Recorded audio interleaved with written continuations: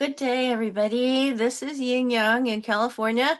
I'm in an awful hurry, but I can't get everything in the screen. The rules Thursday. TR Thursdays by Ellen Fein and Sherrie Schneider, the New York Times best-selling authors of The Rules and the Rules Handbook, which is down here. And I am going to read to you rule number 5 in the rules for marriage because that helps you with your entire first year if you had just gotten married. Let's take a look. Rule number 5. Now, be sure I am here with morsels of a thought number 1784. We are bringing more virtue in the world. How? We are bringing morsels of a thought of what we believe is wisdom. Wisdom is other people's life experiences that they took years to learn that we can do in a second because they have taught us what to do. So, wisdom. Knowing the right things to do is having wisdom, and we can get it from books. Books and people.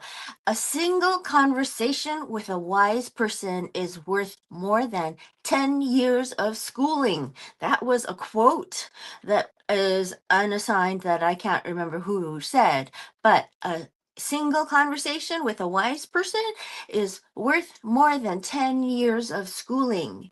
Keep that in mind. So, actually, when we take our wisdom and we actually take the action to do it, then we've created virtue. So, we're bringing more virtue into the world by having the wisdom and knowing the right thing to do, by doing the right thing, and by knowing the morsels of a thought from every morning. I have come to you this many days in a row. Rule number 5 in the rules for marriage: how to the rules for marriage, time-tested secrets for making your marriage work. Yay. Lower your expectations in the first year. That says it all. For some couples, the first year of marriage is a continuation of the honeymoon. For others, it can be quite an adjustment period. He wants he wants things his way, you want things your way, and you can't believe he won't change for you. If he really loved you, he would change, right? Welcome to the first year of marriage, where arguments about where to live, how often to see your family, how to spend money, what to have for dinner, and so on can take their toll on a relationship. Unfortunately, sometimes there is no answer to your differences, no right or wrong. And very often it's just the little things that set you off. For example, you want the air conditioning off, he likes it on all the time and tells you on a hot summer day, "Why don't you wear a sweater if you're cold?" Meanwhile, you think he should see a specialist about his snoring. He thinks you're overreacting and accuses you of being a light sleeper. You like to watch movies in utter silence as if you were all by yourself. He likes to watch movies as a couple, explaining the plot as it unfolds and commenting on the actors. She looks familiar. Wasn't she in causing you to miss bits and pieces of dialogue?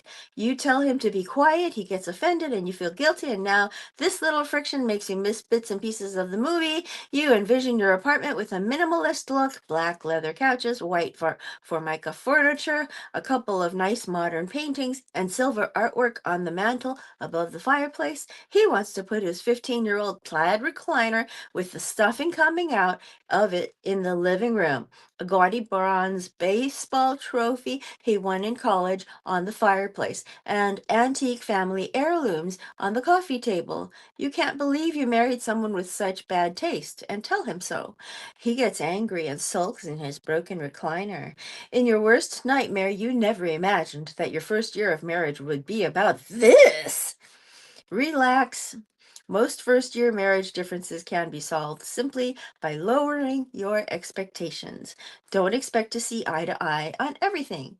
Just because you love each other doesn't mean you're going to think and feel the same way about everything. Some of the most happily married couples don't. So, Don't compare your marriage to TV movies and Hallmark cards showing marital bliss or to your friend's quote perfect unquote marriage. The movies are not real and your friend's marriage is not perfect. In some cases, just agreeing to disagree can take the edge off. In others, somebody has to adjust and see the other person's point of view. In those cases, why not give it a try? Here are some true first year marriage stories and the advice we gave the wives. Perhaps you can relate and apply the answers to your own situation. Bait and switch is a very common first year problem. Your husband behaved one way when you were dating, and now he behaves another way. For example, Don was incredibly generous with money when he was dating Peggy. Fine restaurants, flowers, lavish gifts, and expensive trips were commonplace. But when they got married, Santa Claus turned into Scrooge.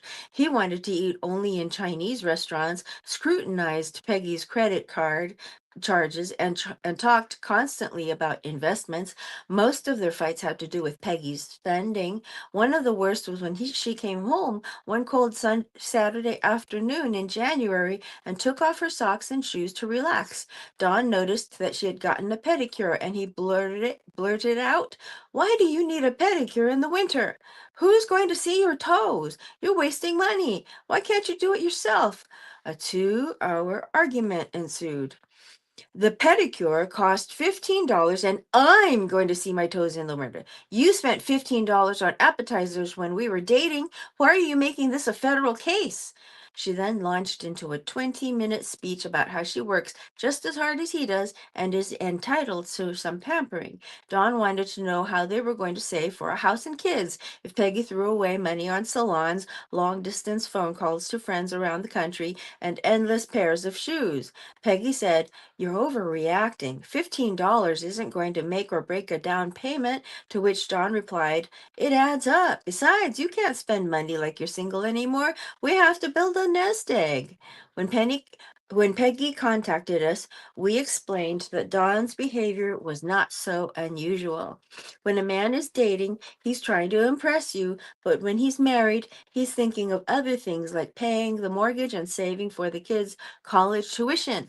We are reading from The Rules for Marriage, Time-Tested Secrets for Making Your Marriage Work. This is 1784 episodes of Morsels of a Thought, knowing the right things to do, because knowing the right things to do is a form of wisdom, and doing it is actually virtue. Back to the book. Peggy needed to lower her expectations, not to expect Don to be oblivious to finances and not to feel offended if he questioned her spending. We suggested she even appreciated that Don cared so much about their future security. We did not tell Peggy to cut back on her spending, that is her business, but to see Don's point of view and allow him to worry and make comments about money without getting defensive or self-righteous. We suggested that she think about how she spent her money and if the expense was worth it to her to respond rationally, not angrily. So the next time Dawn scrutinized her spending, she could calmly reply, "I know, you may be right, but I really like pedicures. They make me feel good." Maybe your husband's bait and switch is that he used to want to go out a lot and have fun, and now he's glued to the TV and a little boring. Perhaps your husband's change in behavior is that he ran marathons when you were dating, and now he snacks constantly, let his gym membership expire, and has gained 30 pounds. In this case, there is nothing you can do but live with it. It is unrealistic to expect a man to act exactly the way he did when he was dating you. We would venture to guess that you probably didn't exercise as we would venture to guess that you probably don't exercise as much, wear as much makeup, or those uncomfortable high heels and padded bras now that you did when you were single. The same goes for men. Once they're comfortable with you, they tend to relax in their own ways, be it spending less or eating more or not shaving. They're not trying to impress you every waking moment. Don't expect them to. Know that it will just take some time of adjustment before you both are used to each other's behavior, and have faith that it will even out after the first year. Different schedules and habits. also wreak havoc in the first year of marriage. Here is another true story. Cindy knew Steve liked rock music when they were dating, but didn't notice until they were married that he played the stereo loudly every day when he woke up at 6 a.m. She didn't have to wake up for work until 7 a.m. and preferred the gentle sounds of birds chirping in their backyard. Every morning she woke up with resentment. Not only was she up an hour earlier, but she had to listen to deafening music. She asked Steve if he could stop playing the music in the morning and just listen to the radio in the car on the way to work.